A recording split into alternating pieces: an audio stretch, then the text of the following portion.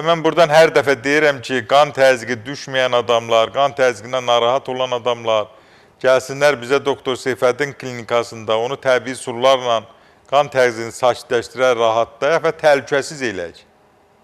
Siz də bunu... Nə qədər dərman atıram, heç bir dərman mənə kömək eləmir. Ay xanım, mən dərman demədim, gördüm ay xanım. Dərman kömək eləməyəndə dərmanla yanaşı, orada ola bilər ki, qan tez qatılaşır. Qan tez qatılaşanda tromba, infarkta şübhə yaranır, təhlükə yaranır. Orada zəldən istifadə eləndə o təhlükə azalır, təhlükə aradan qaldırılır və qan təzyiqi rahatlanır. Ondan başqa təbii qan təzyiqini salan məlhəmlər veririk.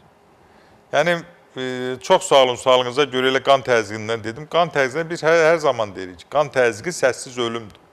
Qan təzyiqi tromb verə bilir, insult verə bilir, infarkt verə bilir. Yəni, təhlükədir həyat üçün. Həm də gözəl xəstəlikdir. İyi yox, qoxusu yox, qusmağı yox, ishalı yox, qəbizliyi yox. Elə normalca qulluq eləsən, insan qan təzyiqindən 100 il rahat yaşayar. Rahat. Gündəlik təzyiqini ölçürsən, lazımdır lap 3 dəfə ölçürsən. Lazımdır 3 dəfə tabletin qəbul edirsən. Lazımdır 1 dəfə eləyirsən, lazımdır heç qəbul eləmirsən. Ancaq ona uyğun olan təzyiq qaldıran faktorlar da o. Təbii ki, təzyiq hormonal sistem pozulubsa, onu qaydaya salmasan təzyiq düzəlməyəcək. Əlbəttə, sinir sisteminə bağlı, stresə bağlısa stres müalicə olunmalıdır. Əsəblər müalicə olunmalı, stres qaldırılmalıdır, təzyiq düşə bilsin.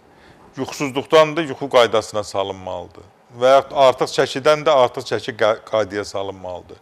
Şəkərə bağlıdır, şəkər qaydaya. Yəni, hara bağlıdırsa o qaydaya salınmalıdır. Yəni, qan təzyiqindən zarafat eləmək olmaz.